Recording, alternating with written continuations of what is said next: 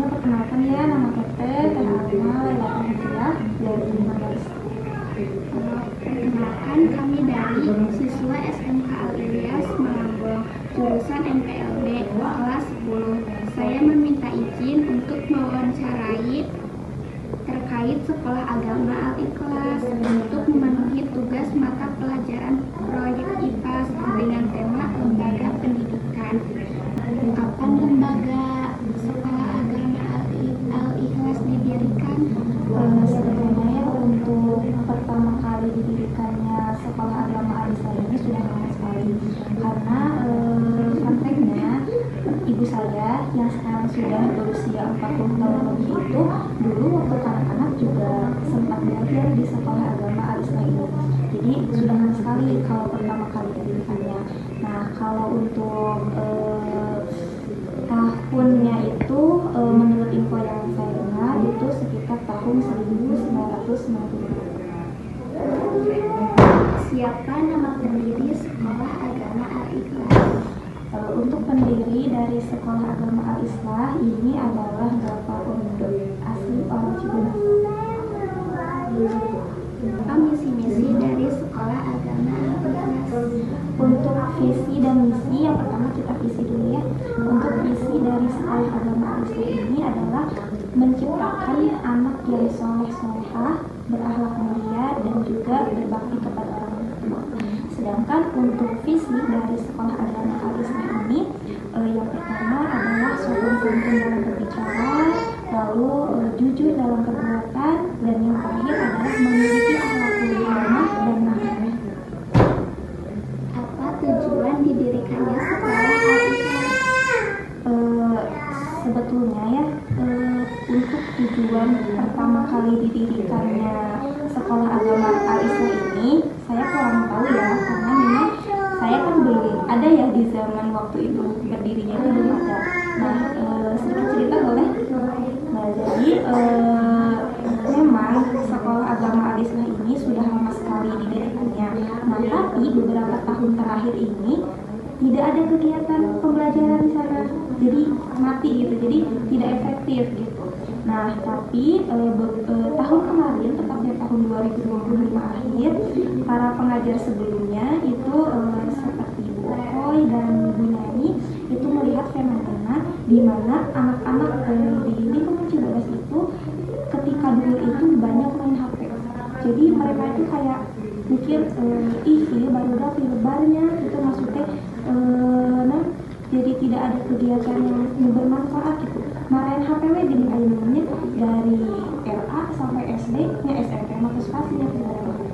Iman udah kali sampai SD nya terus gak ada HP gitu. Jadi maksudnya kan mereka belum bisa menerima, belum bisa memilah dan memilih mana informasi yang benar, mana informasi yang salah gitu kan.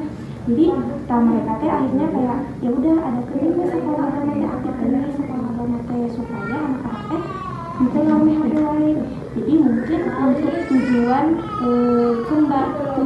diaktifkannya kembali Sekolah Agama Islam ini mungkin yang pertama itu tentunya adalah tujuan kembali diaktifkannya lagi Sekolah Agama Islam ini. Yang pertama, Sekolah Agama Islam ini dapat menjadi salah satu sarana yang mampu mewujudkan anak-anak yang soleh-solehah, berakhlak mulia, dan berilmu. Lalu yang kedua, menjadi salah satu sarana supaya berkurangnya anak-anak di RW Cibodas kecanduan HP gitu. Jadi kan setidaknya kalau misalnya ada kegiatan sekolah agama setelah duhur, meskipunnya nanti pulang sekolah agama main HP lagi, tapi kan setidaknya waktu mereka main HP itu berkurang. Bagaimana cara Sekolah Agama Al-Ikhlas membentuk akhlak dan disiplin siswa? Nah, di MDT ya, di sekolah agama, karena kan kalau sekarang itu bahasa itu kalau sekolah agama ya, di MDT Madrasah Diniyah Takmiliyah. Nah, kalau di MDT Al-Islah ini cara menanamkan akhlak yang baik dan disiplin kepada siswa itu mungkin yang pertama dari kita caranya itu supaya mereka dapat memiliki akhlak yang baik dan disiplin, itu yang pertama kita penerapan ilmunya terlebih dahulu. Jadi kita tahu dulu ilmunya. Akhlak yang baik itu seperti apa, lalu akhlak yang baik itu yang bagaimana, terus akhlak yang buruk itu gimana, bedanya akhlak yang baik dan akhlak yang buruk itu bagaimana, terus bagaimana cara kita memiliki akhlak yang baik dan bagaimana cara kita supaya kita tidak memiliki akhlak yang buruk itu bagaimana, kita beritahu dulu ilmunya. Nah, setelah itu yang kedua, setelah anak-anak tahu nih ilmunya bagaimana, kita kasih informasi, kita kasih materi tentang akhlak. Lalu yang kedua, kita dengan keteladanan. Caranya itu dengan keteladanan. Nah, keteladanan ini seperti apa? Jadi para guru di FYP Al-Islah ini, kita menjadi role model atau menjadi contoh untuk para siswa. Nah, bagaimana cara mencontohkan kepada anak-anaknya? Ya, kita ambil contoh kecil ya. Seperti yang kita tahu kan, salah satu akhlak yang baik itu ketika bertemu dengan teman, bertemu dengan guru, kita harus tersenyum, harus menyapa, saling sapa, lalu harus bersalaman kan. Nah, itu salah satu akhlak baik. Nah, cara mencontohkannya seperti ini, saya bertemu dengan rekan guru yang lain, ketika bertemu saya tersenyum, saya menyapa, saya bersalaman.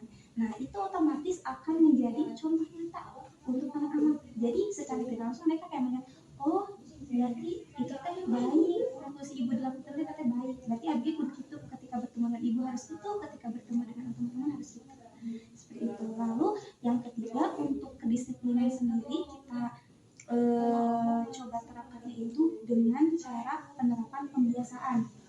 Jadi kita terapkan pembiasaan yang akan membuat mereka disiplin. Contohnya seperti ketika mau belajar dan sesudah belajar itu harus berdoa.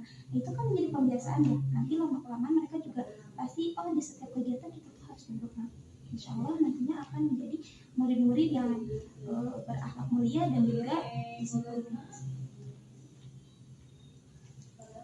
Apa harapan pengurus kepada siswa yang belajar di sekolah agama Al-Islah?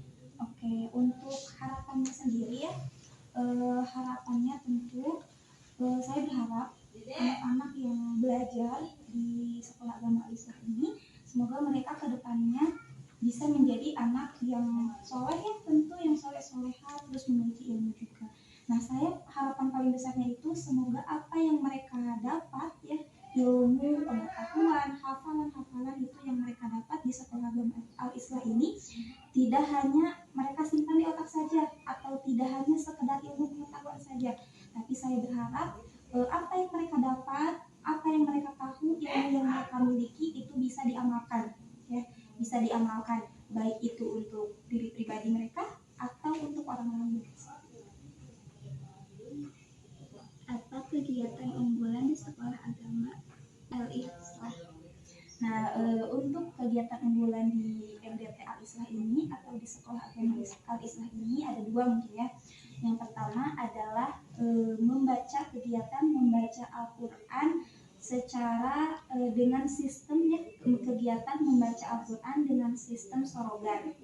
Jadi artinya kayak gini, ketika membaca Al-Quran itu anak-anak satu orang, jadi bareng-bareng kalau membaca Al-Quran. Karena kan kemampuan setiap anak itu berbeda-beda ya. Ada yang sudah lancar, tajwidnya sudah lancar, semuanya sudah lancar. Ada yang huruf juga belum tahu gitu ya. Ada yang masih uga-uga atau kumaha. Jadi sistem mengajinya itu dengan bandungan. Jadi satu orang. Nah, dengan sistem ini jadi membuat kita para pengajar itu mudahnya tuh kayak gimana. Jadi kita tahu nih si anak ini sudah bisa ini, si anak ini yang belum bisa ini, berarti nanti bisa difokuskan itu sesuai dengan kemampuan mereka masing-masing, seperti itu. Lalu yang kedua adalah menghafal dengan sistem Magaeng ya, menghafal dengan sistem Magaeng. Nah, kalau di kita itu yang menghafal surat-surat pendek terus doa-doa harian itu sistemnya itu Magaeng atau dibaca bareng-bareng ya, dibaca bareng-bareng, tidak misalnya tidak seperti ini. Kalian ya setiap orang harus menghafal surat Al-Qari'ah, masing-masing hafal Jalila gitu. Tapi di kita mah menghafalnya itu anak-anak kali ini kita menghafal surat Al-Qari'ah, coba baca dulu ayat 1 sampai 3 misalnya, 3 ayat dulu. Nah, dibaca bareng-bareng sama anak-anak.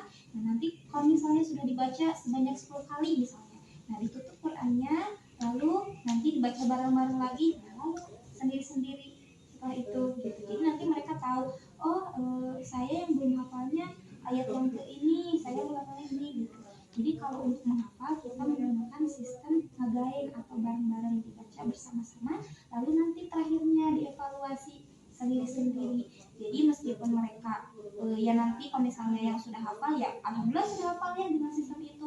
Tapi kalau misalnya ada anak yang tidak headset acan terang misalnya, nah nantinya kan mereka otomatis tetap udah kabayang gitu gini, terus kabayang soal terus dibaca bareng-bareng. Apa saja kegiatan keagamaan yang rutin dilakukan di sekolah agama Al-Ikhlas? Nah, kalau untuk kegiatan keagamaan yang rutin itu mungkin untuk sekarang ya itu kegiatan PHBI atau perayaan Hari Raya Besar Islam, seperti perayaan Maulid Nabi ya, terus Isra Miraj, dan juga menyambut bulan suci Ramadan. Mungkin untuk saat ini itu kegiatan yang rutin dilakukan. Bagaimana cara sekolah menangani siswa yang melanggar aturan? Nah, kalau untuk di sekolah agama Al-Islah ini, cara menangani anak yang melanggar aturan itu mungkin yang pertama tentu kita kasih teguran dulu. Kita kasih teguran dulu, lalu kita kasih tahu nih, ade ini teh gak baik, ade ini teh kamu gak boleh gini, soalnya kalau kamu gini melanggar aturan. Kita kasih teguran dulu, dan nanti kalau misalnya sudah 3 kali dia tetap seperti itu, mungkin nantinya kita akan memberikan sanksi ya, atau misalnya dikasih tahu ke orang tuanya seperti itu. Tapi sejauh ini alhamdulillah sih anak-anak masih kondusif lah, belum ada yang misalnya melanggar aturan secara kayak jauh banget gitu ya, atau gimana parah banget ini ada. Bagaimana hubungan antara guru, pengurus, dan siswa di sini?